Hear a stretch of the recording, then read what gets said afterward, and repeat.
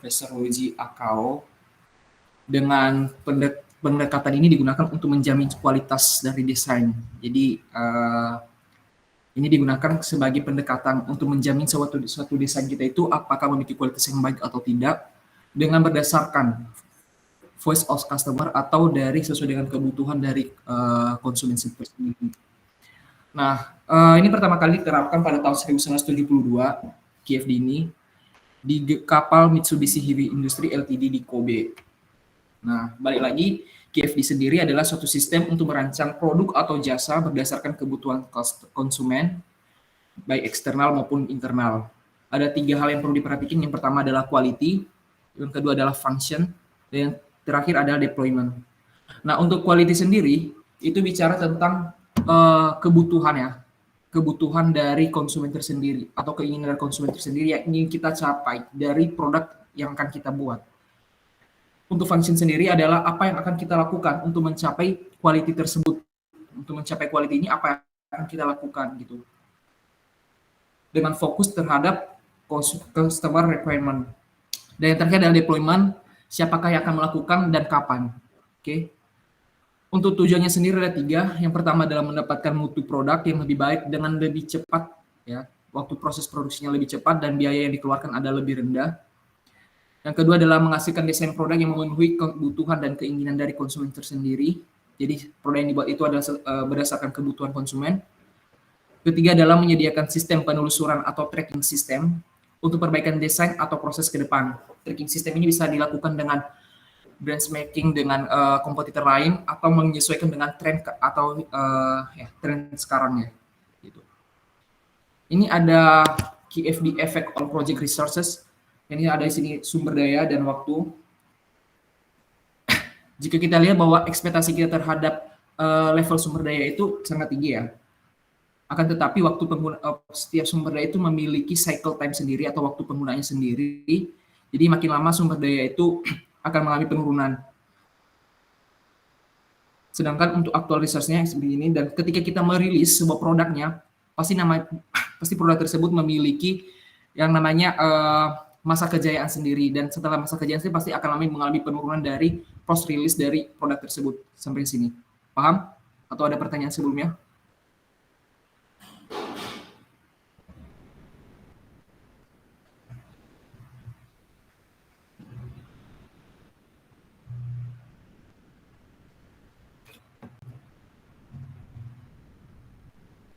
Oke, lanjut ya. Poin kedua ada QFD 4 fasa.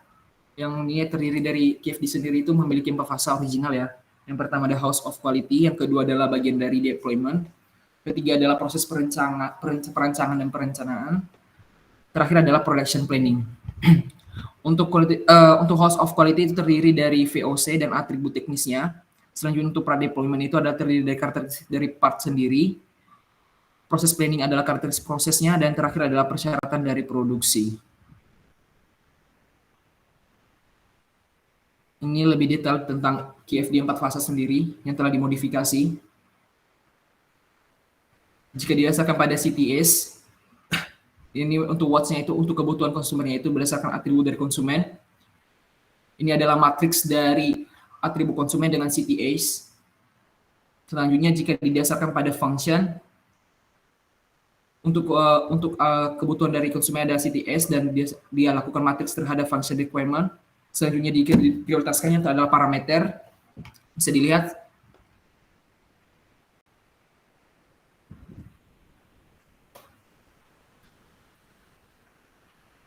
Nah, House of Quality. Kalau House of Quality sendiri itu adalah metode matriks yang digunakan untuk melakukan yang namanya QFD sendiri. Nah, ini didasarkan tadi ada dasarkan pada customer information. Jadi customer information ini nanti kita akan melihat dari kebutuhan-kebutuhan atau keinginan dari konsumen tersebut terhadap produk yang akan kita keluarkan. Nah, selanjutnya setelah ini nanti juga didasarkan pada kompetitor lain. Jadi kita akan melihat dari kompetitor produk yang sama atau berdasarkan target pasar kita sendiri dan keadaan pasarnya.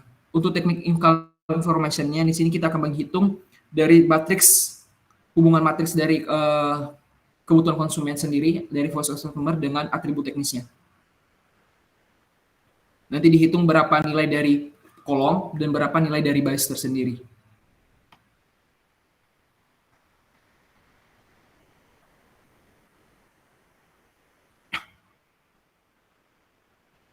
Lanjut. Ini adalah struktur lengkap dari QFD. Oh, kecepatan ya? Oke, sorry ya. Untuk struktur lengkap dari House of Quality sendiri itu ada 9. Yang pertama adalah Customer Attributes atau WATS-nya. Ini adalah berdasarkan apa sih kebutuhan dari konsumen tersebut, apa sih yang diinginkan konsumen terhadap produk yang akan kita keluarkan. Yang kedua adalah Customer Desirability. Ini kita berdasarkan dari bobot dari setiap kebutuhan konsumen. Berikutnya adalah CTS correlation. Ini adalah correlation dari antara CTS atau bagaimana kita merumuskan ya, mencapai dari kebutuhan dan atribut tersebut. The direction of improvement. Ini adalah nanti kita melakukan relationship matrix antara customer attribute dengan direction of improvement. Selanjutnya planning matrix. Planning matrix ini terdiri dari improvement ratio, ada nanti di situ nilai kompetitornya berapa gitu, dan nilai dari CS sendiri. Nah, di sini ada importer rating, yang kedua ada competitive benchmark dan target dari limit. Oke. Mungkin kalau secara umumnya bisa dilihat dari sini bahwa House of Quality sendiri adalah metodologi perencanaan kualitas produk atau jasa dengan menggunakan pendekatan visual berbasis matriks sistematis. Dia memiliki dua hal yang penting. Yang pertama, inputannya adalah keinginan dan kebutuhan konsumen. Balik lagi bahwa House of Quality ini didasarkan pada voice of customer. Yang kedua adalah outputnya adalah tindakan atau kunci untuk meningkatkan kepuasan konsumen berdasarkan masukan dari konsumen. Jadi ini adalah bagaimana kita memenuhi kebutuhan konsumen itu ya berdasarkan di sini. Di nanti kita akan melakukan benchmarking dengan kompetitor lain. Kita akan menghitung berapa bobot dari setiap atribut yang ada gitu. Nah, yang pertama adalah WU. WU ini adalah siapa adalah target kita. Target pasar kita siapa. Jadi kita akan menentukan siapa target pasar kita. Yang kedua, Wood versus What. Yang ini adalah atributnya. Atribut dari kebutuhan konsumen tersendiri.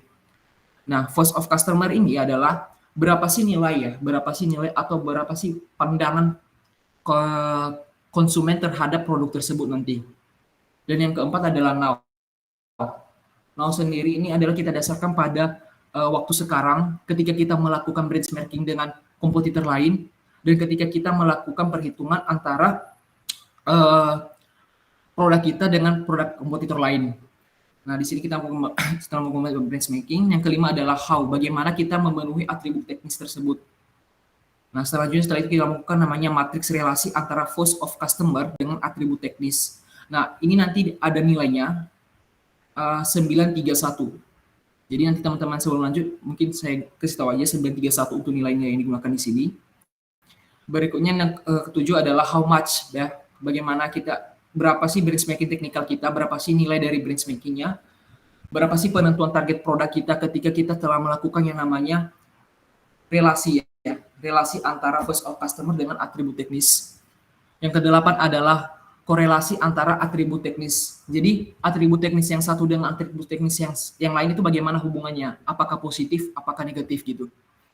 Nah, selanjutnya adalah bobot kolom. Jadi setiap kolom nilai dari matriks relasi ini akan kita hitung dari berapa bobot kolomnya. Sebelum lanjut, ada pertanyaan?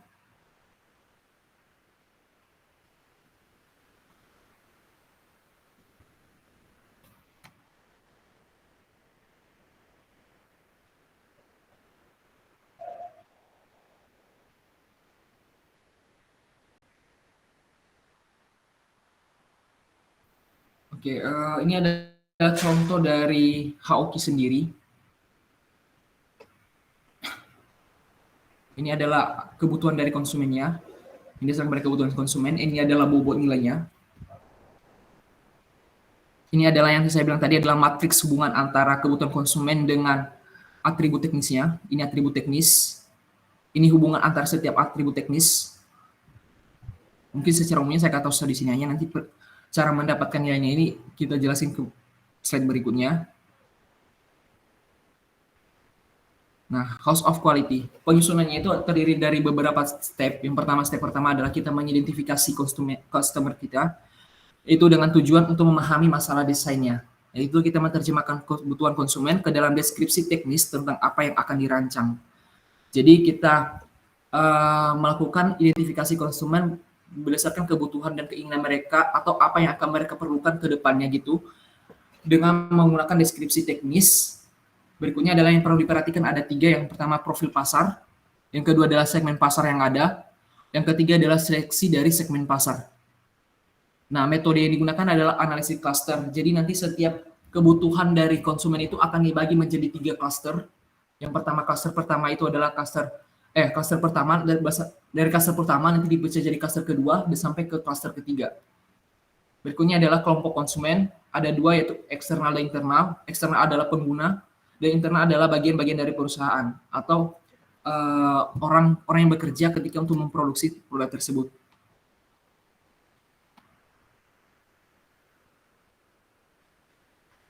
Oke. Ini house of quality. Ini masih bagian identifikasinya. Lanjut ya. Nah, untuk house of quality sendiri itu terdiri ada 4 ya, berdasarkan sistem Kano sendiri. Berdasarkan sistem Kano, dia terdiri atas 4 hal penting. Yang pertama ada stars, yang kedua ada question marks, yang ketiga adalah docs, dan yang keempat adalah case codes. Nah, sistem Kano itu maksudnya adalah sistem yang digunakan perusahaan dalam menganalisis serta mengelola unit usaha dari produk tersebut. Nah, sistem ini kalau untuk question mark sendiri adalah ketika produk di bisnis itu memiliki prospek prospek pertumbuhannya itu yang dimana yang proses pertumbuhan pangsa pasarnya itu sangat rendah. Namun kita mendapat menghasilkan pendapatan yang tinggi, gitu. Dari sini. Sedangkan untuk stars adalah produk atau unit bisnis yang memiliki pangsa pasar yang dominan dan pertumbuhan yang sangat cepat serta menghasilkan uang pendapatan yang besar. Jadi dia berada di kuadran 1. Untuk cash cow itu adalah produk atau bisnis ya yang digunakan untuk menghasilkan uang atau pendapatan yang lebih banyak dibandingkan dengan biaya yang dikeluarkan oleh perusahaan. Nah, sedangkan untuk docs, produk atau unit bisnis yang memiliki pangsa pasar yang rendah dan memiliki tingkat pertumbuhan yang rendah juga. Tapi biasanya kategori ini memiliki kontribusi keuntungan yang sangat rendah juga. Bahkan bisa menyebabkan bahwa kita mengalami kerugian ketika kita menghasilkan produk ini. Kita melakukan rilis produk ini ke pasar gitu, yang di bagian ini. Jadi karena dia berada di kuadran ketiga, sedangkan cash cow berada di kuadran keempat. Sebelum lanjut ada pertanyaan?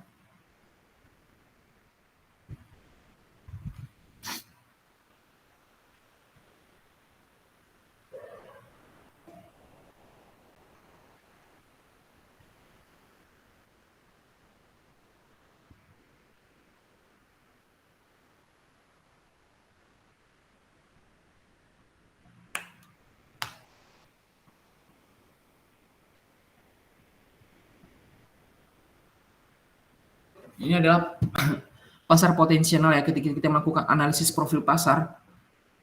Sebelum kita melakukan itu adalah kita tentukan kriteria dan bobotnya sendiri, dan pasar potensial itu siapa gitu, untuk melakukan analisis profil pasar. Nah, selanjutnya setelah kita melakukan analisis profil pasar, kita akan melakukan definisi pasar dan segmentasi pasar dan target. Nah, dasar dari segmentasi itu ada beberapa. Yang pertama adalah demografi, ada perilaku, ada referensi, ada sensitivitas harga, ada aturan keputusan, penggunaan, dan bentuk produk. Nah, selanjutnya setelah kita melakukan definisi pasar dan segmentasi dari target pasar itu sendiri, kita akan melakukan pemilihan ya. Kita akan menentukan pasar kita itu siapa dengan melakukan portfolio peluang pasar produk yang paling menarik pasarnya gitu. Nah, untuk menarik peluang itu dapat menggunakan yang ini. Nah, di sini ada untuk simbol-simbolnya tersendiri. Untuk bulat penuh adalah pasar sekarang. Yang ini pasar sekarang. Yang bulat penuh. Untuk segitiga semua dari batas pada kondisi industri atau pindah ke segmen yang lebih menarik. Jadi ada perpindahan pangsa pasar ke segmen yang lebih menarik. Ini. Dan untuk X adalah pangsa pasar ketika mengalami yang namanya diversifikasi atau fokus pada segmen yang lebih menarik ini. Dia memiliki kelemahan diversifikasi, tapi dia memiliki pangsa pasar yang lebih menarik gitu. Oke.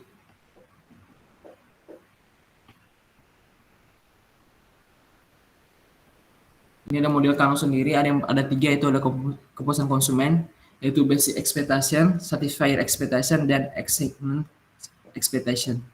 Nah, untuk basic expectation adalah ekspektasi jika dipenuhi tidak memberikan kepuasan, tetapi jika tidak dipenuhi akan mengakibatkan ketidakpuasan yang tinggi. Contoh adalah keselamatan penerbangan. Untuk satisfier adalah ekspektasi yang memenuhi pemenuhan yang mengakibatkan kepuasan konsumen secara proporsional. Adalah waktu pengantri. Dan extreme expectation adalah ekspektasi yang jika tidak dipenuhi tidak mengakibatkan ketidakpuasan, tetapi jika dipenuhi akan menyebabkan lonjakan kepuasan yang tinggi. Contoh adalah undian pada penerbangan.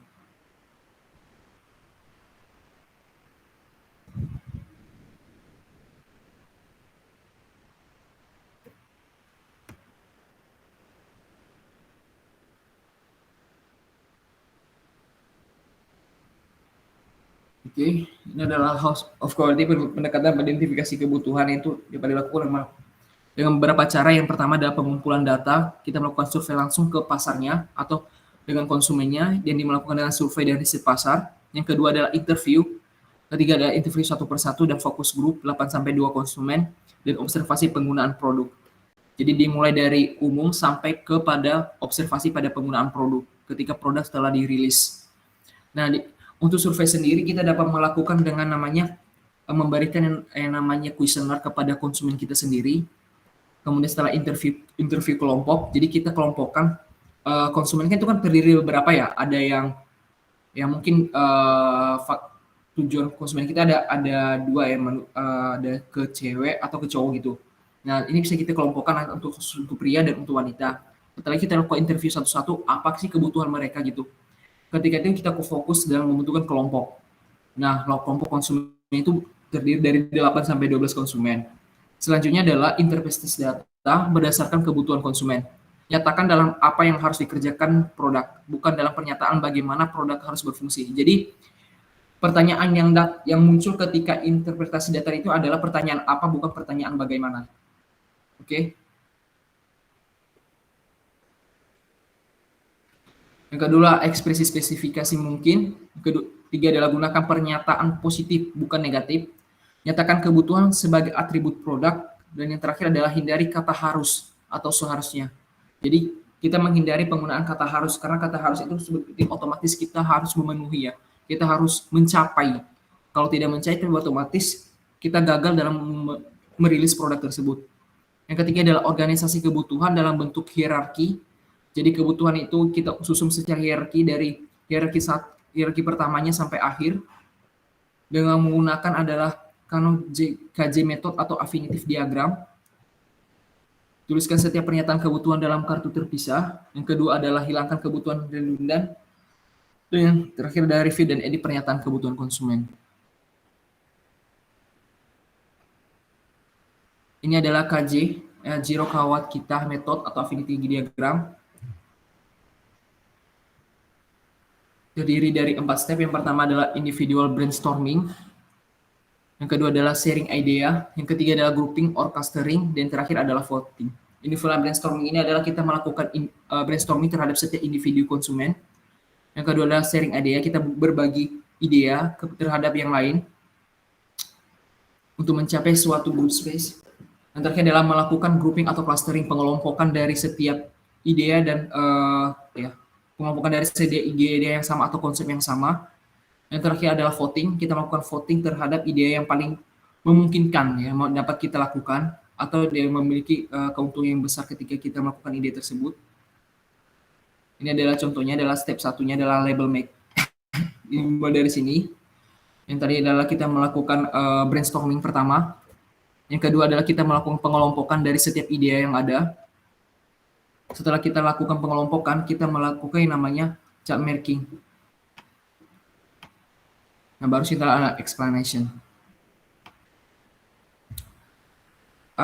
Untuk beberapa jenis kebutuhan konsumen ya, ada beberapa. Yang pertama adalah performasi fungsional. Yang kedua adalah faktor manusia. Yang ketiga adalah kebutuhan fiskal. Yang keempat adalah reliabilitas. Kelima terkait dengan daur hidup. Keenam adalah terkait dengan sumber daya. Dan terakhir adalah kebutuhan manufacturing. Untuk informasi fungsional sendiri, terdiri dari 5, ada aliran energi sampai rangkaian operasional. Untuk pengatur manusia ada penampilan, kontrol kekuatan gerakan, kebutuhan fiskal ada lingkup ruang dan karakter fiskal, dan kebutuhan manufaktur adalah material, jumlah, dan kemampuan perusahaan. Ini adalah sebagai dasar teman-teman ketika untuk melakukan yang namanya riset pasar sendiri. Kita melakukan riset pasar sendiri dengan berdasarkan ini, kebutuhan konsumen.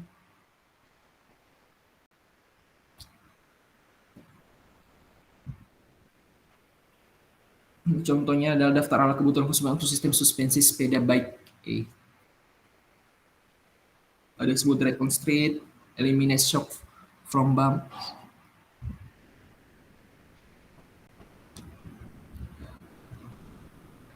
Nah, seperti yang saya bilang sebelumnya bahwa cost of quality adalah kita berdasarkan dari voice of customer sendiri. Jadi kita itu melakukan yang namanya riset terhadap kebutuhan konsumen.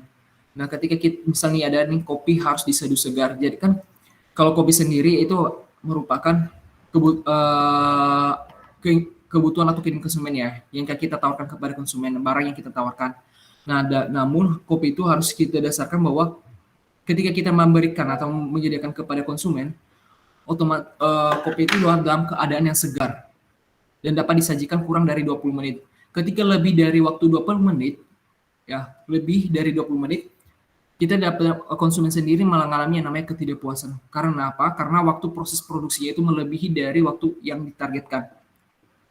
Otomatis di sini bisa konsumennya sendiri dapat meninggalkan dari warung kopi, kedai kopi tersebut. Yang kedua harus ada area khusus merokok untuk itu. Mungkin kalian bisa baca ini sebagai patokan teman-teman ketika memahami VOC sendiri. Beberapa penanganan VOC yang pertama adalah determine root words, tangkap makna kata per kata, persingkat VOC jika perlu, konsolidasi VOC. Jadi nanti teman-teman melakukan determinasi terhadap kebutuhan konsumen. Yang kedua adalah tangkap makna per kata. Jadi kita memahami setiap kebutuhan itu apa, tujuan kebutuhan konsumen itu apa ketika kita melakukan pemahaman tersendiri. Persingkat VOC jika perlu. Jadi jangan voice of customer itu diperpanjang. Misalnya jangan perpanjang karena ketika diperpanjang sendiri dapat membingungkan dari konsumen itu sendiri. Yang kedua adalah konsolidasikan VOC tersebut. Organisasi di VOC. Menggunakan diagram finansial menggunakan satu kartu per suara konsumen, gunakan kerja kelompok, kembangkan kelompok natural suara konsumen, kelompokkan kelompok natural, beri nama kelompok dengan menggunakan bahasa konsumen. Nah, ini adalah dari konsep ya, penyusunan dari VOC sendiri yang seperti saya bilang tadi bahwa itu dibagi menjadi 3 level, dari primary, secondary, dan tertiary. Misal di sini ada they work well, yang dibagi menjadi level 2-nya adalah work well in laundry, work well in work of time, dan don't break or tangle. Nah, di sini yang ini lagi dibagi menjadi level ketiga. Jadi nanti setiap VOC yang teman-teman susun tersebut disusun menjadi 3 level. Dari level 1 sampai level ketiga. Misal yang seperti di container terdiri dari 2 jenis, ada cup dan lids. Nah, dari cup sendiri itu dibagi lagi. Untuk level ketiganya ada cup stay cool, coffee stay hot, won't spill in steam, resist and squeeze, doesn't leak, dan easy to hold. Oke. Yang ketiga, dan step ketiga adalah menentukan kepentingan relatif kebutuhan, who versus what, yang bagian ini. Dengan menggunakan metode subjektif, dimenggunakan dengan skala pengukuran itu 1 sampai 5, skala Likert-nya adalah 1 sampai 5, yang dimana skala Likert satunya itu adalah tidak penting, skala Likert 2-nya adalah kurang penting, 3 adalah cukup penting, 4 penting, dan 5 adalah sangat penting. Dengan skala total ada 100 dibagi ke setiap kepentingan sesuai dengan bobot. Bobot adalah kepentingan kebutuhan. Ini adalah pohonnya. Pohonnya adalah dari konsumen eksternal dan konsumen internal. membutuhkan yang namanya dipenuhi sesuai dengan bobot dan relatifnya. Selanjutnya adalah mass, wajib dipenuhi dalam desain atau bobot mutlak dan bobot kepentingan. Cost of quality adalah identifikasi dan evaluasi kompetisi. Ada metode dapat diperoleh dari analisis kompetisi produk. Mungkin kalau ini bisa nanti teman-teman baca, mungkin kita langsung cara penentuannya, mendapatkan nilai-nilainya ya. Dari sini aja. Oh, dari sini mungkin teman-teman bisa baca nanti. Ya.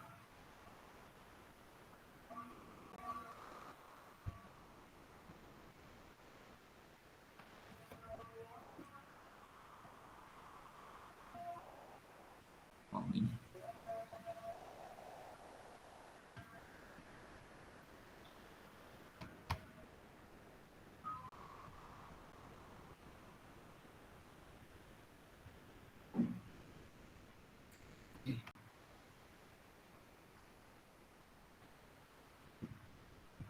Kita masuk sini ya. Jadi pertama-tama tuh nanti teman-teman akan menyusun namanya HOQ ya. Nah dari HOQ ini nanti teman-teman masuk ke customer requirement.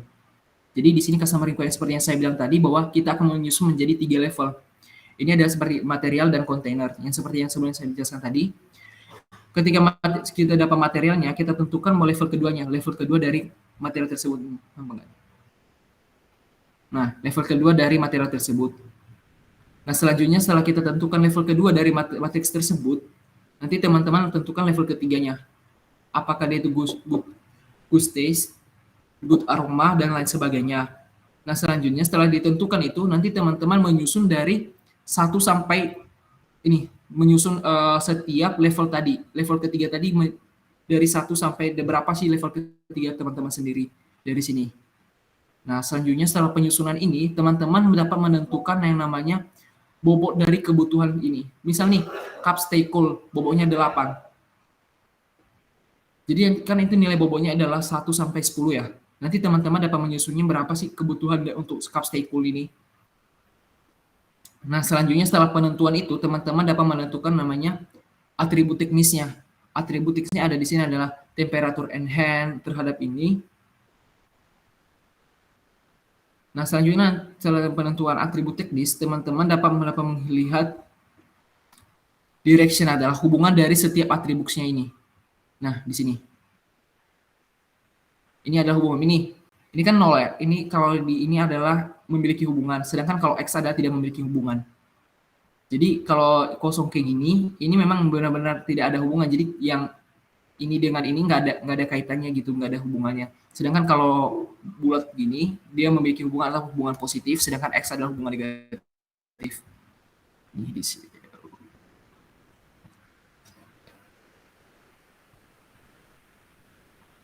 Ya.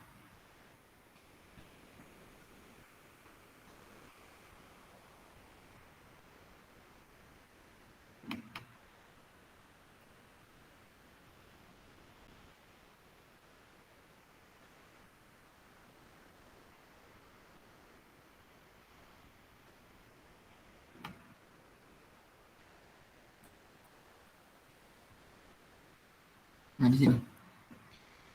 Versi teknis adalah terminologi lain. Karakteristik atau atribut desain, karakteristik kualitas. Nah, rumusan atribut desain, sesuatu yang harus dikerjakan dan dikendalikan kendali perusahaan untuk memuaskan kebutuhan konsumen.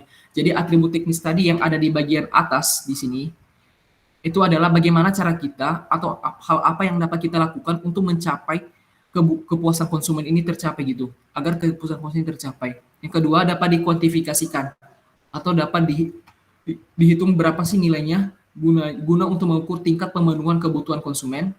Yang ketiga adalah bersifat global, tidak memiliki kecenderungan pada suatu desain tertentu, dan yang terakhir adalah bukan merupakan solusi.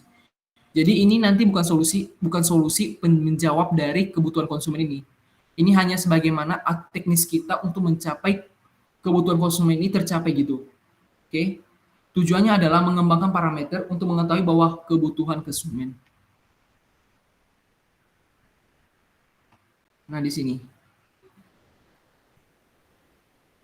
Menerjemahkan persyaratan konsumen menjadi persyaratan teknikal. Jadi contohnya di sini ada great things directly. Jadi ini adalah persyaratan konsumennya atau easy to push and clamp on off. Nah, untuk persyaratan teknikalnya sendiri ada force to load dan force to unload. Jadi kita menerjemahkan kebutuhan konsumen itu menjadi persyaratan teknikal atau persyaratan biar ini tercapai gimana gitu. Biar kebutuhan konsumen ini tercapai. Nah, kalau dia dari sini adalah nih pelayanan yang cepat. Untuk mencapai pelayanan cepat itu apa yang dapat kita lakukan yaitu dari segi waktu responnya dan waktu pelayanannya. Nah, untuk pelayanan yang murah, berarti kita dapat melakukan tes teknisnya itu dengan biaya pelayanan. Yang ketiga adalah perbaikan yang dilakukan dengan benar, efektivitas perbaikan layanan, ruang yang bersih. Berarti ruang bersih ini dapat dilakukan secara teknis ada melihat bahwa bagaimana sih tingkat kebersihan tersebut dengan melakukan karakteristik teknis ini. Selanjutnya ada delivery tepat waktu atau kedatangan tepat waktu, yaitu variasi dari jadwal dan persen waktu yang tepat waktu, barang yang tidak hilang, jumlah kehilangan per juta. Nah, ini adalah yang seperti yang saya bilang tadi adalah makanan yang memuaskan. Ini kan masuk ke level kedua ya. Ini level keduanya, makanan yang memuaskan. Nah, ini level pertama, makanan yang memuaskan. Nah, makanan yang memuaskan itu bagaimana sih? Ada yang namanya makanan yang enak, makanan yang cukup, dan makanan yang memiliki banyak variasi. Nah, untuk makanan yang enak itu kan pasti memiliki level lagi ya. Makanan itu sebayang bagaimana? Ada yang berdasarkan standar rasanya, standar bau, standar penampilan, dan temperatur dari makanan tersebut. Nah, untuk makanan yang cukup, bagaimana sih? Ada yang namanya standar komposisi nutrisinya, dan jumlah makanan, dan banyak variasi adalah jumlah variasi yang ada. Jadi nanti di sini seperti yang saya bilang tadi, kita menerjemahkan itu menjadi 3 level. Ini adalah level satunya adalah makanan yang memuaskan. Level 2-nya adalah makanan yang enak, makanan yang cukup, dan banyak variasi. Dan level ketiganya adalah untuk makanan yang enak ada standar rasa, bau, penampilan, dan makanan sampai kepada layanan yang dikeluarkan. Nah, berikutnya adalah kebutuhan konsumen berdasarkan contoh dari cup ini ya. Cupnya tetap dingin, berarti temperaturnya ada untuk mengikuti karakter teknisnya dapat dilihat secara kuantitatifnya itu yaitu berdasarkan temperaturnya gitu. Yang kedua adalah kopi cairan tetap panas berdasarkan temperatur cairan waktu. Yang ketiga adalah tidak tumpah, kepada tahan terhadap tekanan dan tidak bocor. Nah ini, seperti yang saya bilang tadi bahwa ketika telah disusun sampai level 3, teman-teman dapat mengurutkan dari setiap level ketiga itu dari 1 sampai terakhir. Berapa sih jumlah level ketiganya? Selanjutnya teman-teman menghitung bobotnya, menyusun bobotnya sendiri berdasarkan kebutuhan konsumen. Nah, berdasarkan kebutuhan konsumen itu adalah cup stay cool, berarti cupnya tetap dingin ketika dibersihkan dengan air. Itu 8, 7, 6. Nah, nanti teman-teman ini dasarnya dari skalanya tadi 1 sampai 10 ya, kalau di atas tadi. Nah, selanjutnya kita melakukan namanya teknikal. Untuk mencapai ini bagaimana? Yang pertama adalah temperatur dari tangan. Yang kedua adalah full time health loss, time, dan the force of entop. Nah, selanjutnya setelah menentukan ini, nanti teman-teman dapat melihat dari selanjutnya menentukan ada arah perbaikannya. Arah perbaikan itu terdiri dari 5. Yang pertama adalah arah ke atas, yang ini semakin tinggi maka dimensi atribut desanya semakin baik. Nah, kalau dilihat dari sini, kan temperatur dengan suhu dari cup tersebut kan memiliki hubungan yang kuat ya, yang ini. Jadi otomatis dia akan berdasarkan kepada yang ini.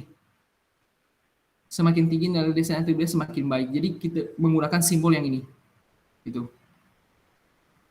Oke.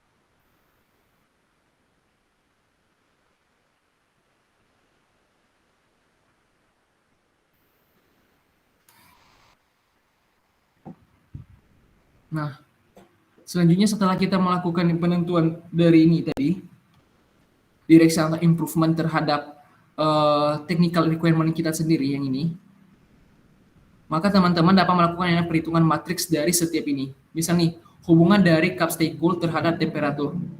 Nah, untuk hubungannya sendiri itu ada 3. Yang pertama, untuk ya, saya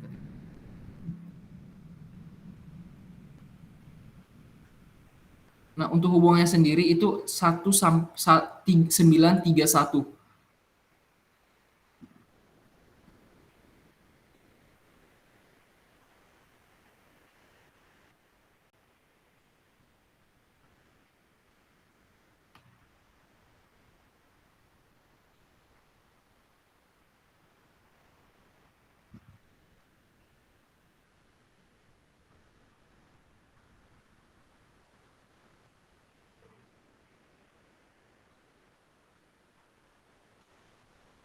Sebentar.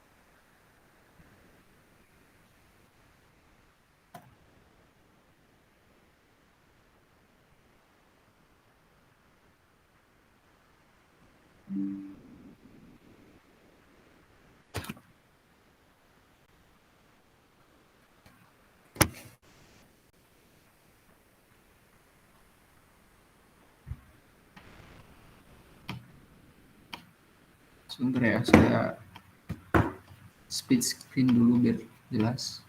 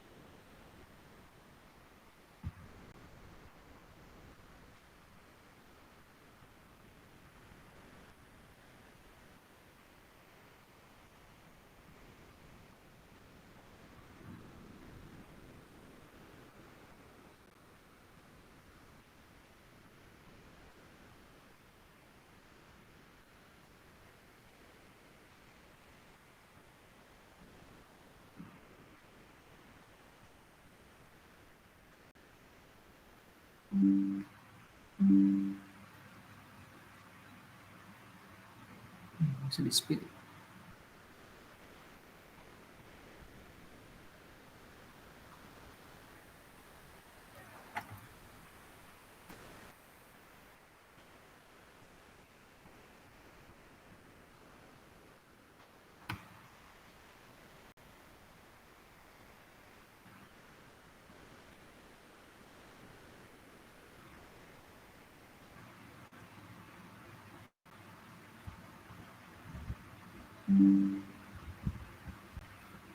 Oke. Di sini.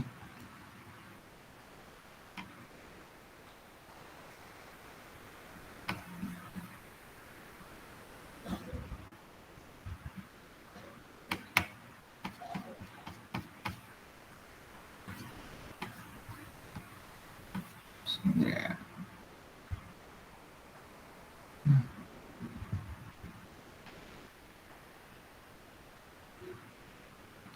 Kalau di sini yang saya tadi bahwa nilai dari setiap simbol-simbol yang di sini di dalam matriksnya itu ada 931 ya yang dia. Nah, kalau dilihat dari sini bahwa tujuan untuk mencari hubungan utama dari atribut desain dengan kebutuhan dilakukan oleh tim desain dan bekerja per kelompok.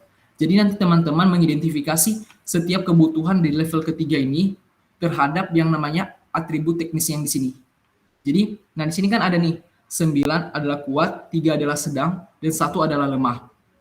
Nah, kalau yang ini, kalau dari gambar kita di sini, kalau yang ini, kan ini bulat penuh, ini kan ada 2 lingkaran ya, berarti ini adalah 9. Kalau dari sini 9, dari contoh yang di sini 9, ini yang 9, dan yang ini adalah 3. Kenapa nggak kayak yang ini ya? Kalau pakai pen tuh.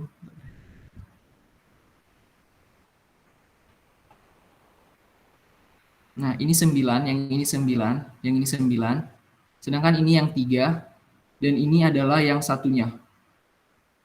Jadi kita lihat apakah hubungan dari cup stay cool dengan temperatur at hand itu berapa sih ke hubungannya.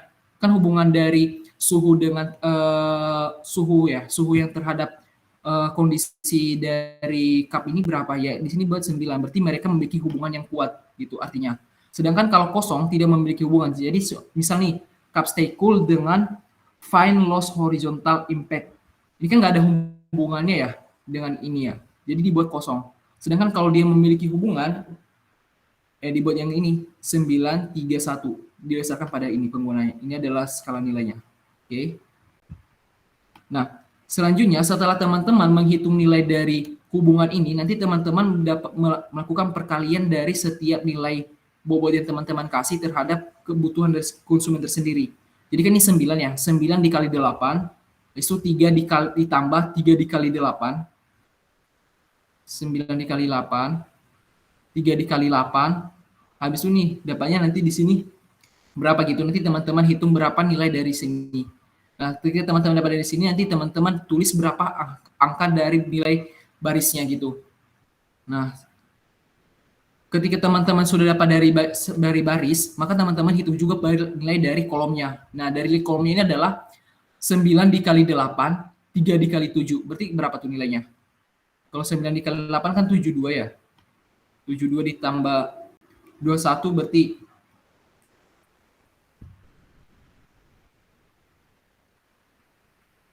93. Berarti nanti nilai bobot dari kolom yang temperatur at hand ini adalah 93 gitu. Nah, kalau yang bagian sini, nanti teman-teman kan setelah menemukan itu adalah setelah menemukan nilainya tadi ya. Nah, di sini adalah kompetitor teman-teman. Nah, nanti teman-teman susun dari kompetitor 1 dan 2, 1, 2. Biasanya minimal kompetitor digunakan adalah kompetitor 1, 2, dan 3 ya. 1, 2 superior dan inferior kita. Jadi nanti teman-teman lihat dari situ. Nah, ini untuk kompetitor kita, ini menggunakan tabel tanda ini untuk kompetitor yang ini. Sedangkan untuk perusahaan kita sendiri kita menggunakan kotak penuh. Oke, surveying company dengan shift kompetitor yang ini. Oke. Jadi didasarkan berapa sih nilai dari yang ini terhadap ini. Nah, untuk penentuan nilainya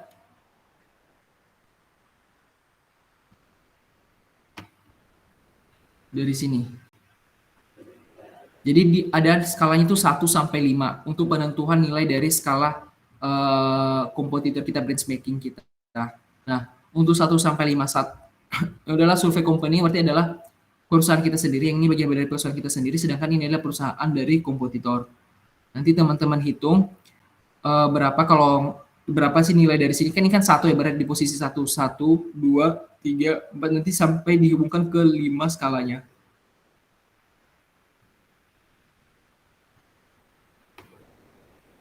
Nah, selanjutnya nah nih.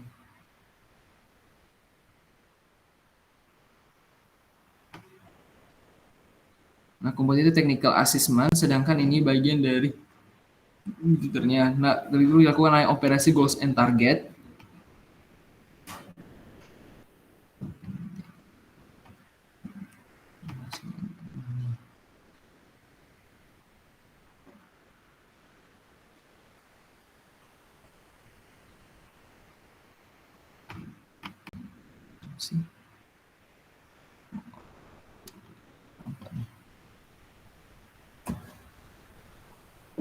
Kan tadi ya saya bilang mau ketika ini kita lihat dulu dari hubungan dari perusahaan kita dengan kompetitor lainnya, bagaimana produk kita sebut. Nah, ketika kita lakukan yang namanya yang ini, maka kita lihat dari nilai yang sini tadi berapa sih dia posisinya. Berarti kan di sini posisinya di 2 ya. Ini posisi 2,5, ini di 2, ini di 1. Ya, ini di 1 dan seterusnya.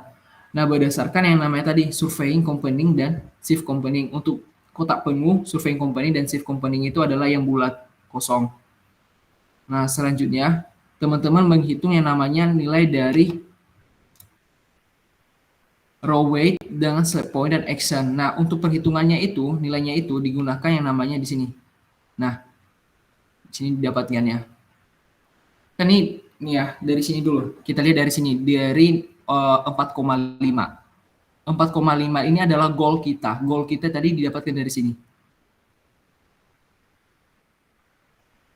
Ini.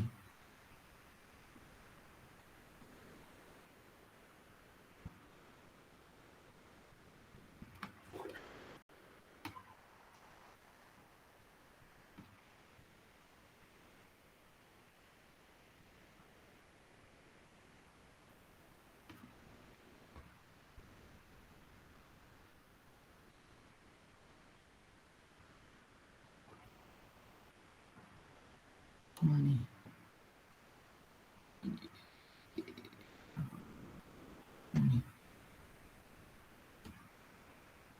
Kan ini goalnya 4,5 ya. Target dari perusahaan kita itu mempunyai target 4,5. Nah, jadi kita hitung dari sini kan ini kan sebenarnya tadi adalah ini di posisi 2 dan ini di 3. Nah, jadi kita lihat aja untuk mendapatkan nilai dari import bobot baris nih, bobot barisnya adalah importon dikali sales point dan dikali improvement ratio. Nah, besar dari sales point itu sudah ada ketentuannya adalah 1,2 nih, 1,2. Jadi nanti ketika importannya kan di sini ada 8 ya. 8 dikali 1,2 dikali dengan improvement ratio. Improvement ratio 2,3. 2,3 diperoleh dari yang ini tadi. 2, ini kan 2 ya. 2 ditambah improvement ratio. Skor target CS per skor target sekarang. Berarti kita bagikan aja di sini. 2 ditambah 3 berapa? Ini kita hitung 2. Justru ini adalah tadi 1. Berarti kan ini 2 ya. Berarti karena ini perusahaan kita sendiri. Berarti 2 dibagi dengan nilai skor target CS dibagi dengan skor target dari sekarang.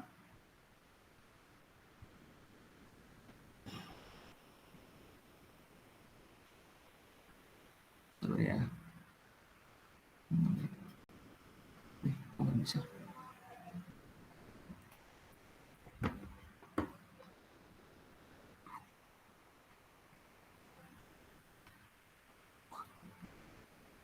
Bisa.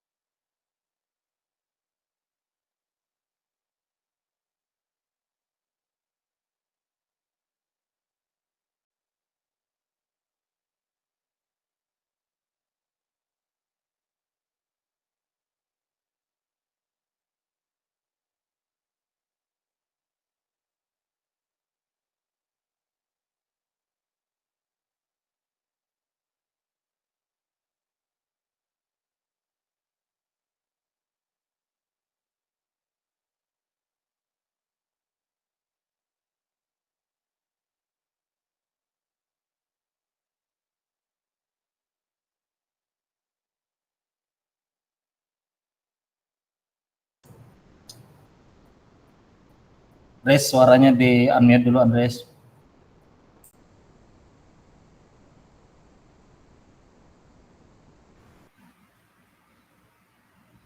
Oke, sorry. Jadi kan untuk mendapatkan nilai dari improvement ratio, ya mendapatkan nilai dari improvement ratio ini, teman-teman dapat mencarinya dengan membagikan nilai dari goals, yang dari goals sendiri, dibagi dengan nilai dari customer competitive evaluasinya. Tapi itu berdasarkan nilai dari yang ini, surveying company teman-teman sendiri, yang kotak penuh ini. Kan ini sini posisi kotak penuhnya di garis 2 ya, di garis 2. Berarti teman-teman bagikan aja 4,5 dibagi 2, makanya dapatnya ini 2,3. Oke. Nah, untuk nilai dari misalnya yang ini lagi 1,5 ini dapat dari 4,5 dibagi 3, makanya dapat di 1,5 yang ini. Nah, selanjutnya teman-teman dapatkan nilai dari improvement ratio, teman-teman dapat mencari nilai dari raw weight-nya. Nilai dari raw weight-nya dapat menggunakan rumus yang namanya nih, important dikali sales point dikali dengan improvement ratio. Nah, di sini kan dikalikan aja 8 dikali dengan sales point-nya kan 1,2 ya. Nih, 1,2 itu sebagai tetapan, 1,2. 8 dikali 1,2 dikali 2,3, dapatnya nanti 22, sekian, tapi dibulatkan ke bawah jadi 22. Sama halnya dengan ini, 11 sekian, nanti dibulatkan ke bawah jadi 11 gitu. Oke, ada pertanyaan terkait mendapatkan nilai-nilai ini?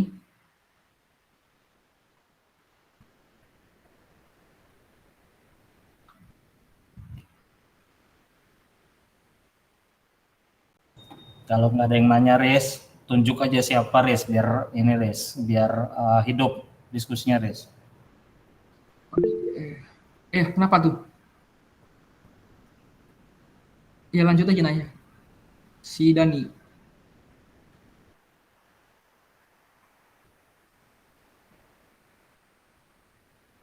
Iya lanjut. Saya ingin bertanya, Bro. Iya kenapa? Kan dari level 1 sampai 2. Nah, kalau nentuin importance-nya itu gimana? Apa? Nentuin importance-nya. Kalau buat Ketika suaranya putus-putus soalnya, nggak jelas. Oh, penentuan nilai iya, important ya. Yang ini. iya, Bang, importance. Yang ini kan? Iya, Bang. Nah, kan tadi yang sebelumnya saya jelaskan bahwa pertama-tama untuk sebelum kita penentuan nilai dari kepentingan ini ya, kepentingan kebutuhan konsumen, itu didasarkan dari setiap voice of customer ini, VOC-nya. VOC dari sini. Nah, kita tentukan berapa sih nilai dari kebutuhan dari stakeholder. Kan tadi saya bilang skalanya itu 1 sampai 10 ya. Kalau nggak salah tadi saya jelaskan sebelumnya. Jadi kan kalau skalanya 8, berarti kan ini kan didasarkan pada kebutuhan konsumen ketika melakukan yang namanya survei berdasarkan kuesioner. Nanti teman-teman dasarkan pada kuesioner survei teman-teman sendiri. Oke. Jadi kan nanti ada skala Likert dari teman-teman sendiri berapa, 1 itu berapa, 2 itu berapa gitu. Berdasarkan dari situ. Dari kuesioner hasil VOC-nya. Nah, setelah lanjutkan dilakukan importantnya, nanti teman-teman hitung yang nama ya ini tadi, benchmarking terhadap kompetitif lain. Nah, ini yang bulat kotak penuh ini adalah sebagai perusahaan teman-teman, sedangkan yang bulat-bulat kosong gini adalah kompetitor lainnya. Oke. Ada lagi? Terima kasih, Bang. Oke, teman-teman banyak yang bertanya karena fokus di P3 adalah di KFD dan HOKI. Jadi ketika ini tidak teman-teman kuasai, maka materi selanjutnya tidak berfungsi. Ya, silakan teman-teman.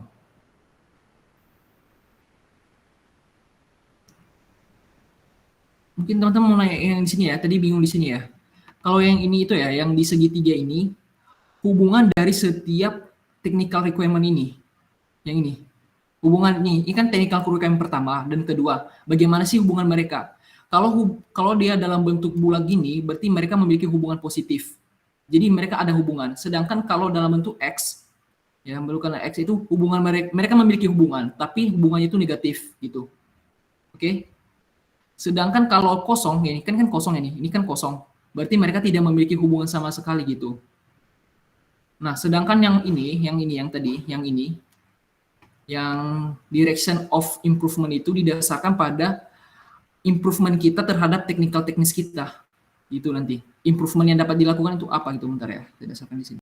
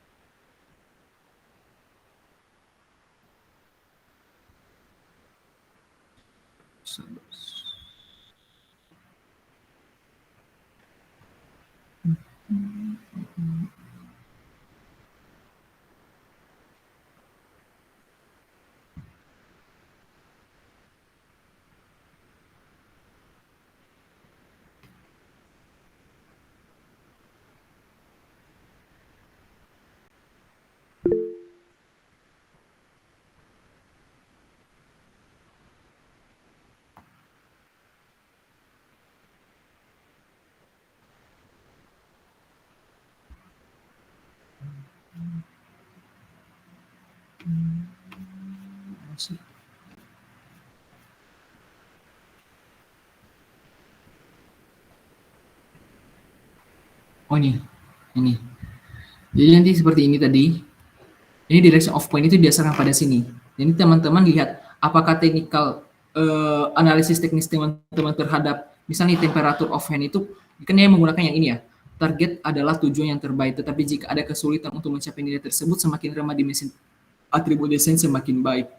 Nah, dia melakukan improvement yang menggunakan simbol ini. Jadi nanti setiap atribut teknis dari teman-teman sendiri, teman-teman melakukan yang namanya direction of point berdasarkan simbol-simbol ini. Nah, dasarnya dari sini.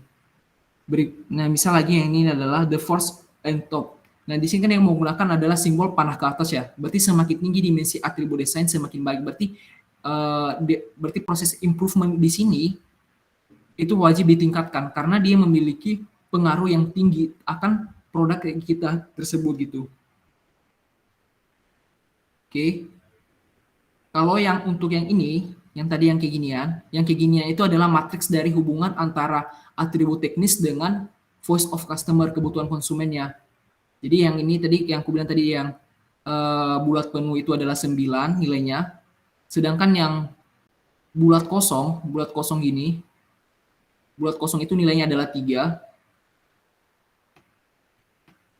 dan segitiga adalah 1, itu. Jadi nanti teman-teman lihat hubungan dari atribut teknis 1 dengan voice of customer pertama itu bagaimana, sampai selesai semua baik dari voice of customer dan atribut teknisnya gitu. Nah, selanjutnya nanti teman-teman dapat melakukan namanya perhitungan, kan ini tadi sudah selesai ya, yang untuk mendapatkan nilai dari improvement ratio. Teman-teman dapat melakukan namanya perhitungan nilai dari kolomnya. Di sini.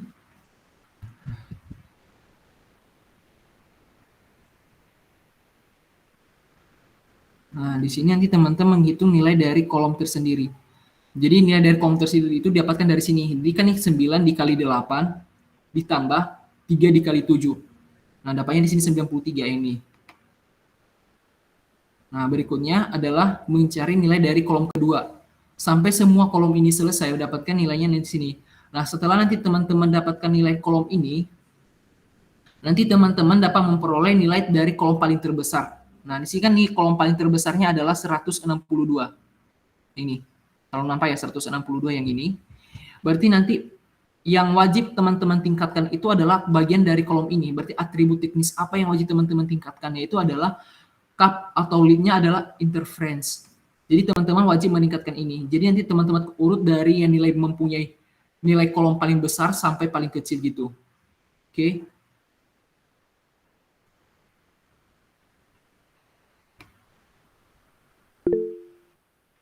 Ya, lanjut. Bang, izin bertanya, buat yang X sama lingkaran tadi, itu kan kata Bang tadi itu sama-sama ada hubungan kan Bang? Nah, tapi bedanya yang lingkaran itu dia plus, kalau yang X itu dia minus. Nah, contohnya gimana ya Bang dari X sama, yang plus sama minus itu? Contoh hubungan dari X sama? Contoh hubungan yang plus itu kayak gimana, terus yang minus itu kayak gimana? Oke, jadi contoh hubungan atribut teknis gitu ya, antara kuat dan lemahnya gitu maksudmu ya? Karena kan kalau positif berarti kuat dan lemahnya itu ada negatif ya? Itu aja jatuhnya ya? Iya nggak? Gimana Bang? Nah, jadi kan nih contoh hubungan yang positif dengan negatif itu kan nih kalau misal nih kita punya produk cup air gitu ya atau botol minum ya. Kalau botol minum itu kan kalau hubungannya kalau kita bicara tentang temperatur, berarti hubungan antara suhu dengan bagaimana suhu ketika kita di tangan kita ya, di tangan konsumennya dan ketika di botol tersebut kan, ya enggak? Kalau kalau kita bicara tentang suhu ya. Kalau dari sini kan temperatur of hand, sorry.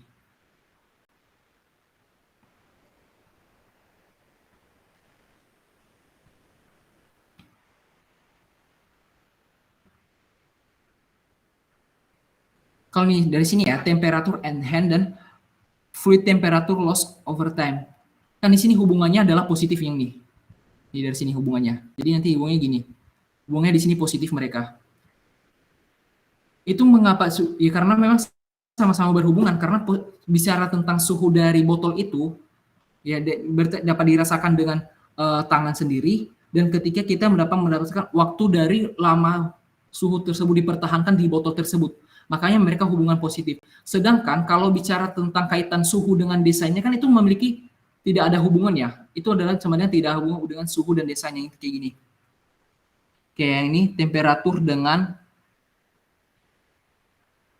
nih material life cycle impact. Ya ini temperatur material life cycle impact dan fluid temperature loss over time dengan material life cycle impact. Jadi mereka itu memiliki hubungan negatif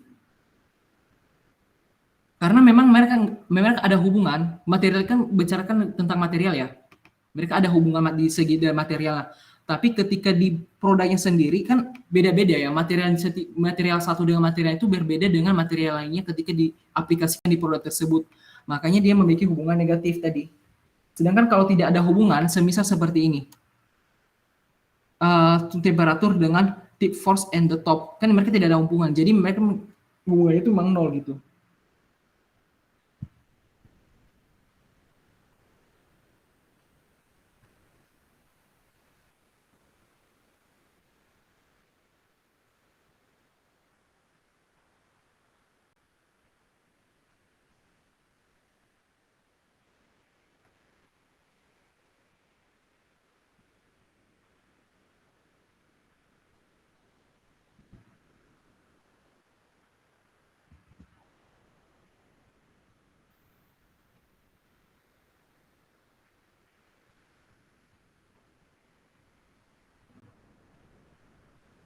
Bang, nggak ada suaranya, Bang.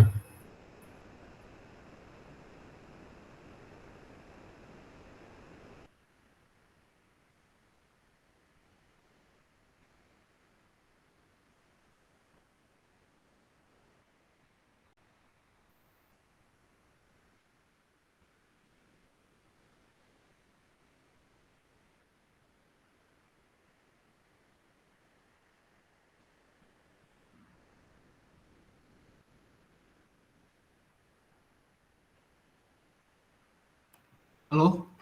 Halo, suara saya masuk? Halo? Ada, Bang, ada, Bang. Oke, suara tadi putus sampai mana? Sampai nggak ada hubungannya, Bang. Sampai nggak ada hubungan antara atribut teknis yang satu dengan yang lain ya?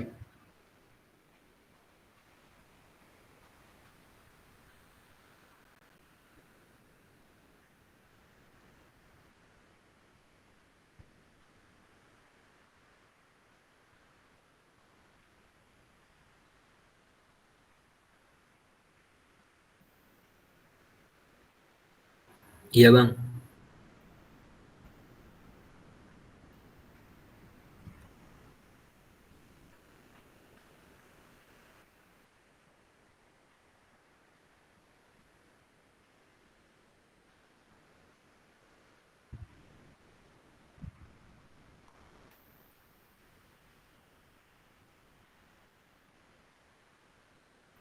Oke.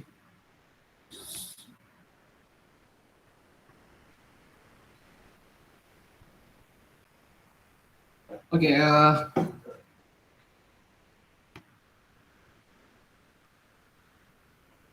masuk lagi.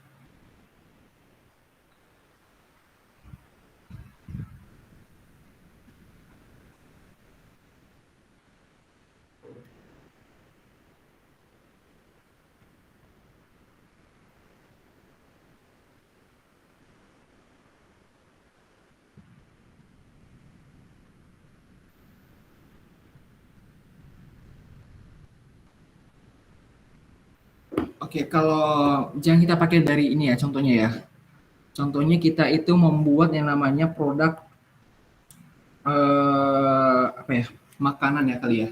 Nah, kalau dari segi produk makanan itu kan atribut teknis kita, misalnya atribut teknis pertama kita itu terkait dengan variasi rasa. Berarti atribut pertama kita adalah variasi rasa. Nah, atribut teknis kedua kita itu adalah ciri khas dari rasa yang kita berikan itu, berarti itu adalah ciri khas ya, berarti ciri khas dari rasa tersebut. Sedangkan atribut teknis ketiga kita itu ada yang namanya adalah menambahkan dan memperluas agen. Gitu ya. Misal nih, ini contohnya ya, memperluas agen nih. Kan kalau variasi dari rasa roti tersebut dengan aroma dari roti tersebut memiliki hubungan kan? Ya enggak? Kalau kita misalnya roti itu memiliki hubungan yang positif dengan variasi rasa roti tersebut dengan ciri khas aroma roti itu kan hubungannya positif. Nah nih. Sedangkan kalau hubungan ini dengan ini, variasi rasa dengan agen, itu kan enggak ada hubungannya. Agen kan bisa memberikan mempromosikan variasi rasa kita roti tersebut terhadap konsumen gitu ya. Nih memperluas agen. Berarti mereka hubungan negatif. Sedangkan dengan ciri khas dari aroma tersebut dengan agen, mereka itu tidak memiliki hubungan karena mereka tidak ada hubungan antara ciri khas dengan agen tersebut. Makanya ini nanti dapat kosong gitu hasil apanya, yang kayak ginian. Sedangkan yang di sini adalah bulat kosong, yang ini adalah ini bulat, yang ini adalah X dan yang ini adalah kosong gitu. Paham nggak kalau di sini? Ada misalnya ada 3 variasi rasa, ciri khas aroma dengan memperluas agen. Nah, kalau variasi rasa dengan ciri khas rasa itu otomatis mereka itu memiliki hubungan positif. Sedangkan ciri khas dengan agen itu tidak memiliki hubungan ciri khas dengan agen. Dan variasi rasa dengan agen itu memiliki hubungan negatif. Mengapa memiliki hubungan negatif atau hubungannya lemah? Karena pada dasarnya nanti agen ini akan mempromosikan variasi rasa tersebut kepada konsumen. Paham? Paham, Bang. Nah, gitu maksudnya. Kalau ininya Bang, kalau kan itu kan misal ada hubungan tuh Bang. Berarti kan lingkaran ya Bang ya? Iya, kalau dia memiliki hubungan yang kuat berarti lingkaran. Kalau hubungannya lemah atau kecil gitu, hubungannya itu adalah X gitu. Sedangkan kalau tidak ada hubungan ya berarti ya dikosongin aja nilai yang ini ketupatnya. Itu ntar ngisinya itu pengaruh nggak sih Bang? Itu kan ada banyak tuh kotak-kotaknya, atau semakin tinggi semakin gimana, atau semakin rendah? Mengisinya itu didasarkan dari sini. Jadi nanti misal nih hubungan 1 dengan 2 berarti di sini kotaknya gitu. Kalau semakin banyak berarti otomatis hubungan dari setiap atribut teknis teman-teman yang satu dengan yang lain itu berarti semakin banyak hubungannya, jadi saling berkaitan gitu. Dan nanti itu akan berpengaruh terhadap yang ini, penentuan dari bobot teman-teman sendiri, bobot kepentingan dari produk tersebut dari sini. Bagaimana teman-teman menentukan ini yang di sini, operational goals targetnya. Jadi teman-teman bisa nih untuk hubungan dengan temperatur berarti berapa sih target temperatur maksimalnya gitu untuk mencapai atribut teknis ini gitu. Di sini nanti ya berpengaruhnya di sini. Yang di sini di operational goals atau targetnya gitu. Boleh ke atas nggak Bang? Gak nampak ya, buram ya? Sorry. Coba Bang agak dibesarin.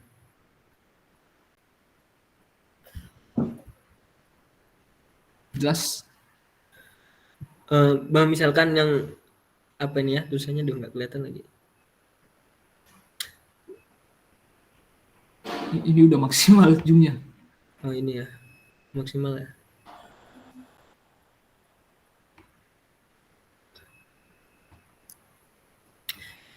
Bang, itu kan misal porosity tuh Bang ya. Hmm. Nah itu kan yang disilang di garis kedua tuh. Kenapa nggak di atasnya lagi gitu Bang? Garis kedua, kenapa Nah nggak di itu, atas? Yang kenapa ini kenapa nggak kenapa di di sini? situ Bang? Nah, Kenapa di dalam situ? karena yang dilihat dari sini ya, porosity ini kan ini kan bukan dari porosity yang dilihat. Ini adalah atribut teknis yang ini. Yang ini. Sorry nggak tulisannya nggak jelas. Nggak kebaca yang atribut teknis ini dengan atribut teknis yang ini. Jadi cara membuatnya itu kalau Oh gitu ya. ya jadi silang gitu melihatnya. Jadi misalnya atribut teknis pertama dan kedua berarti di sini. Berarti atribut dimulai dari atribut teman-teman pertama ya teman-teman membuatnya itu dari pertama dulu atribut pertama dengan kedua itu hubungannya di sini. Atribut teknis pertama dengan ketiga hubungannya di sini. Atribut teknis pertama dengan keempat adalah hubungannya di sini. Jadi nanti teman-teman melihatnya dari atribut teknis pertama sampai ke terakhir. Balik lagi ke atribut teknis kedua sampai ke terakhir sampai selesai di atribut terakhir gini. Gitu. Satu-satu gitu lihatnya. Jangan langsung ke tengah gitu. Dimulai dari atribut teknis pertama sampai ke terakhir. Berarti kalau yang apa itu fluid loss vertical Yang ini. impact itu yang yang garis atas itu kan ada yang di lingkaran tuh. Itu hubungannya tip force at top sama Yang ini. Fluid loss fluid horizontal impact. ya. Ya, Oh itu. ya, oke. Itu hubungannya. Jadi hubungannya itu gini. Ini. Membentuk segitiga. Kayak yang ini kan, yang ini. Kalau yang di sini kan hubungan antara atribut teknis yang ini, temperature at hand, dengan atribut teknis material life cycle impact gitu. Yang ini. Di sini dibuatnya. Ada lagi yang mau ditanya? Oke Bang, terima kasih Bang.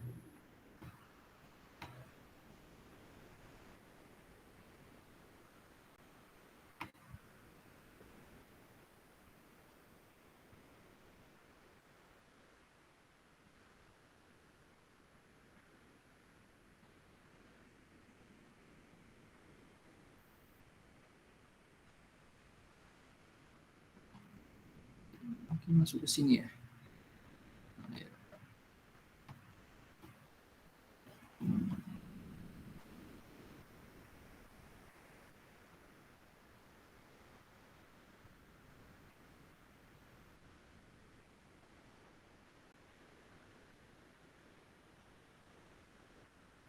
Nah, ini mungkin yang kayak di sini aja, biar kita tahu berapa nilai-nilainya ya. Nah, kalau dari sini kan ini seperti tadi adalah ini voice of customer-nya, yang ini VOC-nya dari level 1, 2, 3. Nah, setelah itu kita tentukan bobotnya berdasarkan kuesioner ya. Importannya berdasarkan kuesioner yang telah kita share. Nah, selanjutnya adalah kita tentukan atribut teknisnya. Baik dari atribut teknis untuk pertama untuk mencapai produk tersebut tercapai. Ini kan tadi saya bilang 9, 3, 1. Kalau 9 kuat, 3 sedang, 1 adalah lemah. Nah, berarti kan ini dari susunnya. Hubungan dari step on attacks dengan easy to attacks itu adalah 9. Jadi nanti teman-teman hitung berapa nilainya. Nah, lanjut lagi dengan pembuatan yang namanya yang ini. Sini. Mana nih? Gimana buatnya? Biar jelas ya. Ini nampak nggak kalau gini?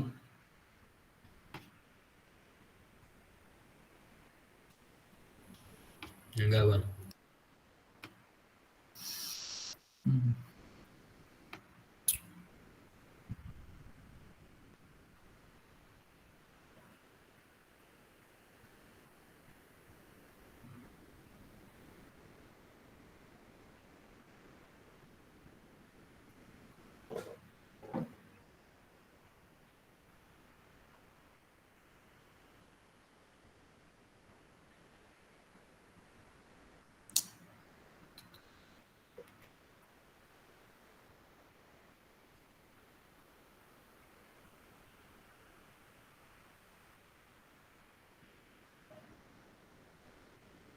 Mana ya biar jelas ya.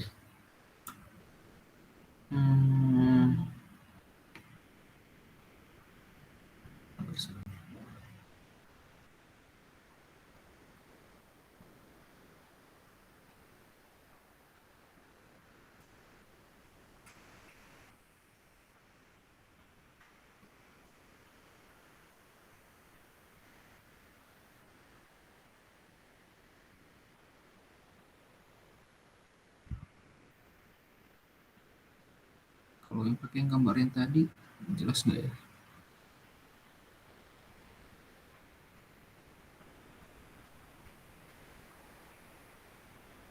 Nah, ini aja, pakai gambar ini aja ya.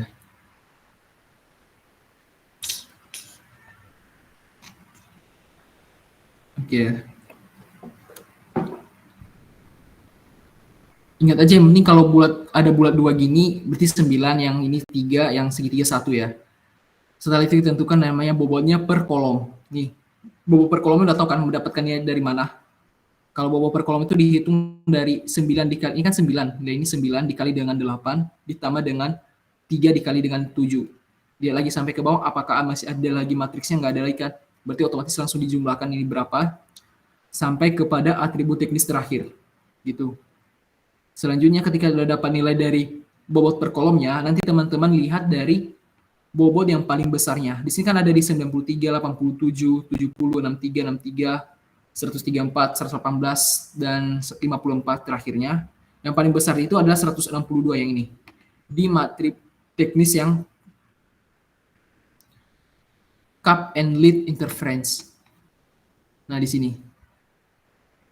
Jadi nanti teman-teman dapat meningkatkan yang namanya yang ini di produk teman-teman sebagai kekuatan teman-teman nanti di produk teman-teman itu apa yang harus ditingkatkan dan membedakan produk teman-teman itu dengan produk kompetitor yang lain gitu.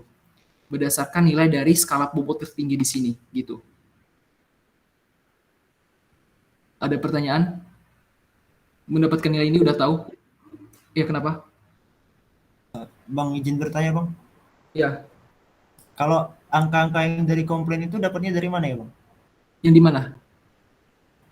Dari responden juga kan? Iya, dari responden terkait dengan kompetitor kalian. Tahu nggak? Nanti kan ada namanya benchmarking dengan kompetitor ya. Nah, nanti komplain mereka itu didasarkan dari sini, didapatkan dari sini. Komplain mereka, voice of customer mereka terkait produk dari kompetitor gitu. Terus kan yang sebelahnya itu ada angka 1 kan, Bang? Itu apa ya, Bang? Nah, ini yang saya bilang tadi, hubungan antara perusahaan yang teman-teman rancang dengan kompetitor gitu. Kalau yang kotak-kotak full gini, kotak full gini ini adalah perusahaan teman-teman sendiri. Ini skalanya tuh skala 1, skala 2, skala 3, skala 4, skala sampai skala 5. Nah, nanti teman-teman susun posisi perusahaan teman itu mempunyai posisi di skala berapa di bagian capstable-nya. Di sini kan ditentukan posisinya di 2 ya, di skala kedua.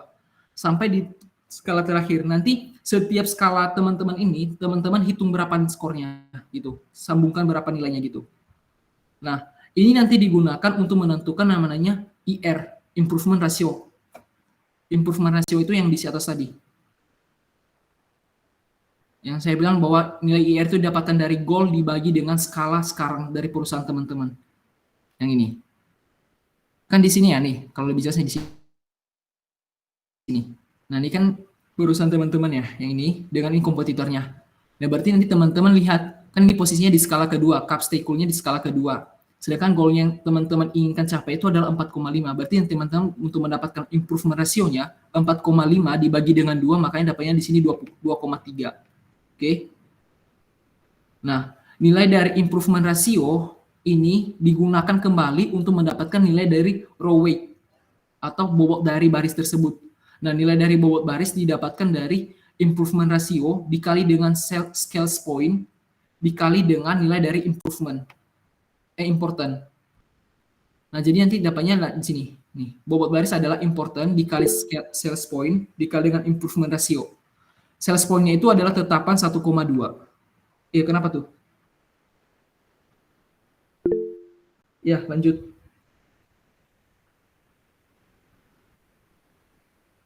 Ya, siapa nih? Nadia ya?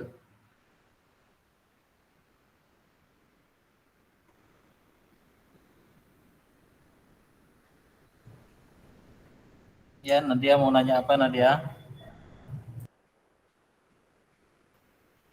Halo, Nadia.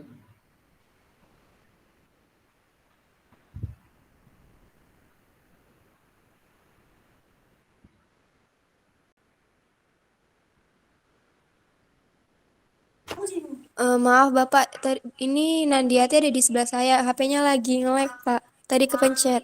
Oh, oke. Oke. Jadi nanti teman-teman dapat melihat nilai-nilai dari sini gitu. Untuk mendapatkan nilai dari improvement ratio itu untuk dapatkan dari sini. Masih ada pertanyaan lagi? Oh ya, lanjut. Satu-satu. Ya, siapa yang pertama? Bang, itu kan di action kan ada kriteria B, C, sama A ya. Itu maksudnya Iya. gimana, Bang? Dan nilai ini ya? Action K. Ah, Kalau action K itu didasarkan pada nilai dari yang ini tadi. Nah, ini teman-teman lihat dari sini. Nah, seberapa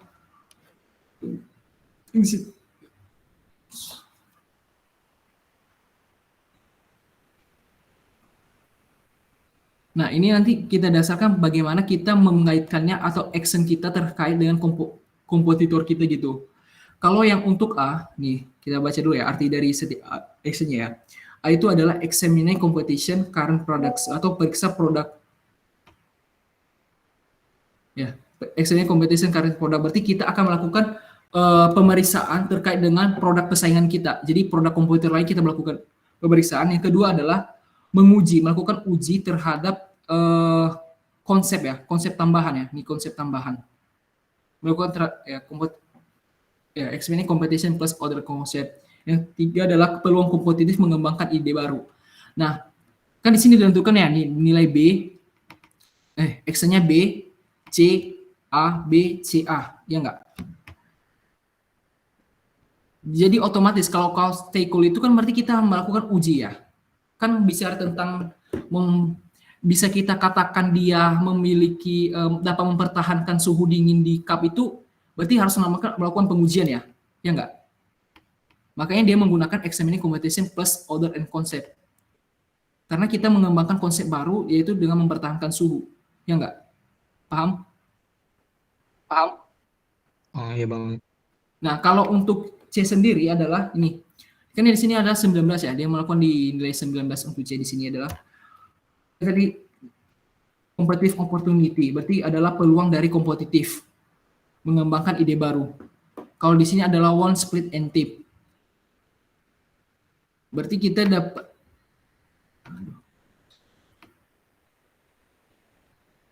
sorry.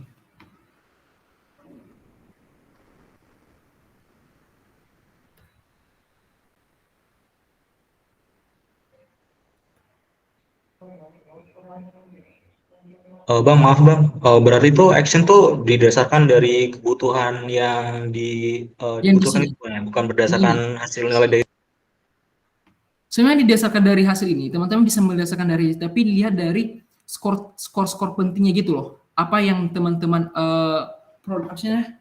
improvement dari teman-teman itu, pengembangan inovasi dari produk teman-teman dengan kompetitor lain. Itu. Konsep ide terbaru dari teman-teman itu apa gitu dengan yang dapat teman-teman lakukan dengan kompetitor lain gitu. Kan pasti setiap barang dari kompetitor mempunyai keunggulan dan kelebihan masing-masing ya. Kelebihan masing-masing. Nah, kelebihan dari produk teman-teman itu apa gitu? Gitu di sini, makanya di sini diterapkan. Nggak semua dilakukan action, hanya di beberapa yang dilakukan inovasi aja gitu.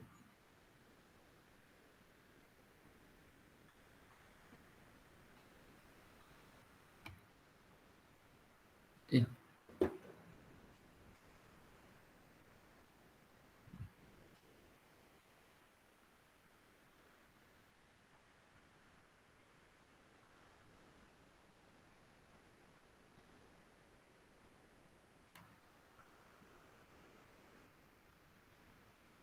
Oke.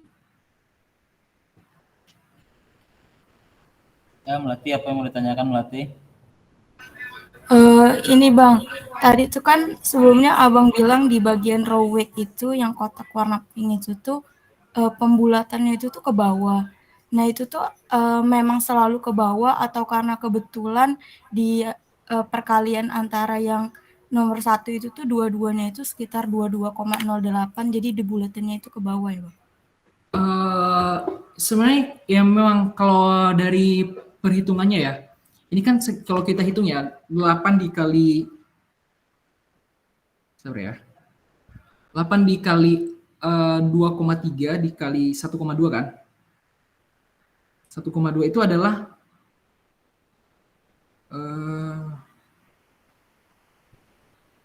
22,08 kan? Ini 22,8. Sedangkan kalau yang ini 11 dapat 11 ini adalah 11, sekian gitu.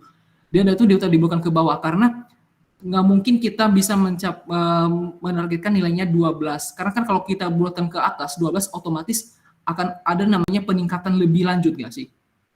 Kita akan melakukan improvement lebih lanjut terkait produk tersebut padahal kita masih dalam hal itu namanya perbandingan dengan kompetitor lain gitu. Kalau kita buatkan ke atas itu hasilnya itu agak beda dengan yang ini. Tidak sesuai dengan benchmarking kita dengan produk kompetitor gitu maksudnya. Oke Bang, paham. Makasih ya Bang.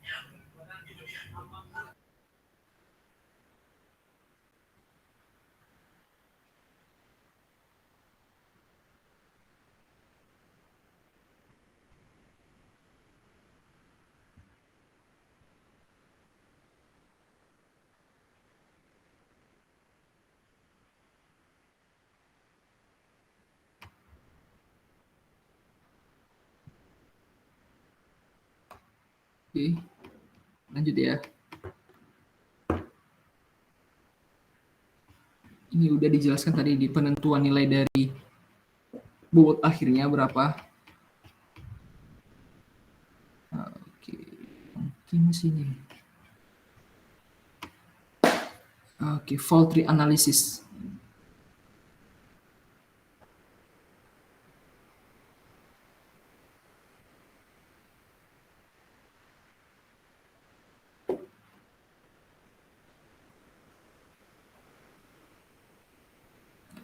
Kalau fault tree analysis itu adalah analisis yang digunakan ya untuk menerjemahkan kombinasi dari setiap kesalahan-kesalahan yang ada dari produk tersebut. Jadi dimulai dari misalnya cup does not hold liquid. Nah, jadi kita lihat lagi ini penyebab ini apa gitu. Ada dari pengkit dan porosity. Selanjutnya dari sini kita lihat sampai kita menemukan akar permasalahannya dari mana itu. Oke. Nah, untuk fault tree analysis. Kalau ini adalah perseratan partner point. Saya masih bagian dari yang tadi, udah kita kerjain juga.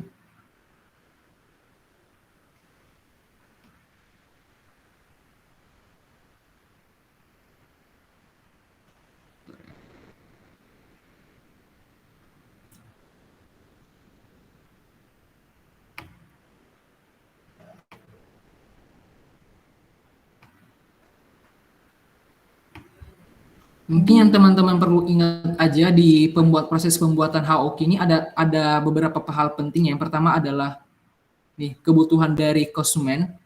Yang pertama ada kebutuhan dari konsumen. Yang kedua adalah bagaimana kita membuat analisis teknis dari kebutuhan konsumen ini, yang technical responses. Baru itu adalah direksi improvement yang saya tanya tadi bahwa untuk analisis ini gimana sih hubungannya, apakah improve-nya berlanjut atau gimana.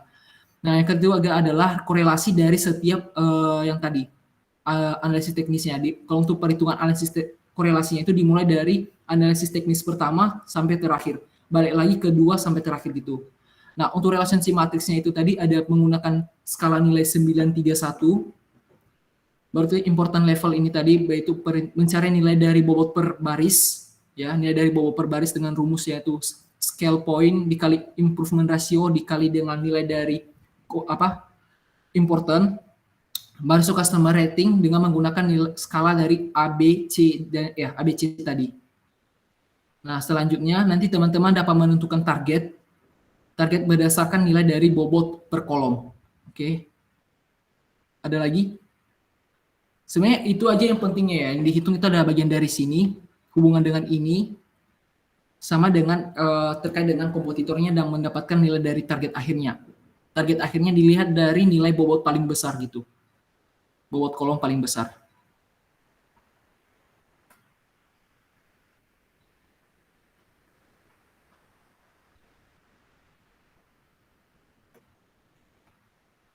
Nah, untuk yang ini tadi nanti teman-teman bebas ya berapa nih membuat nilai dari importernya ya.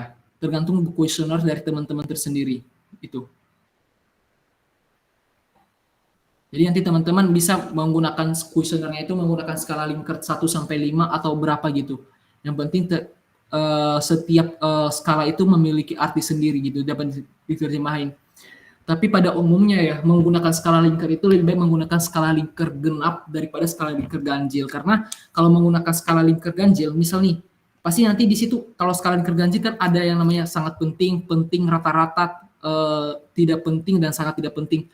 Nanti rata-rata konsumen itu memilih skala yang ketiga itu rata-rata, karena ya mereka juga bingung untuk penting itu bagaimana sih penting itu untuk mereka gitu. Jadi nanti lebih baik menggunakan skala genap daripada skala ganjil. Kalau saran dari saya ya. Tapi tergantung teman-teman enaknya menggunakan gimana gitu. Ada pertanyaan lagi?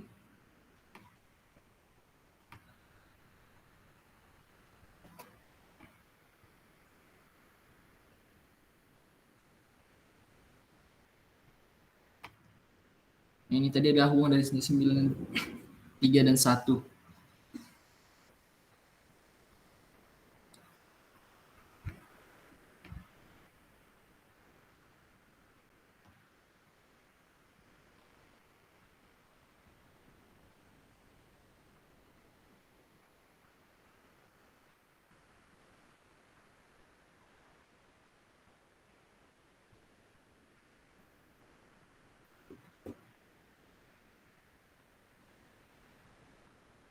Oke, mungkin karena tidak ada pertanyaan dari teman-teman, ini ketua kelasnya pada hadir nggak?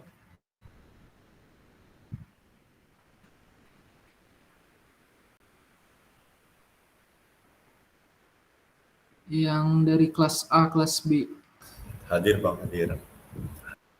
C dan D. Oke,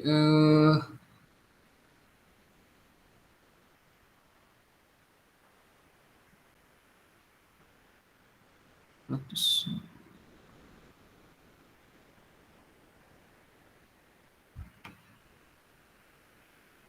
Oke.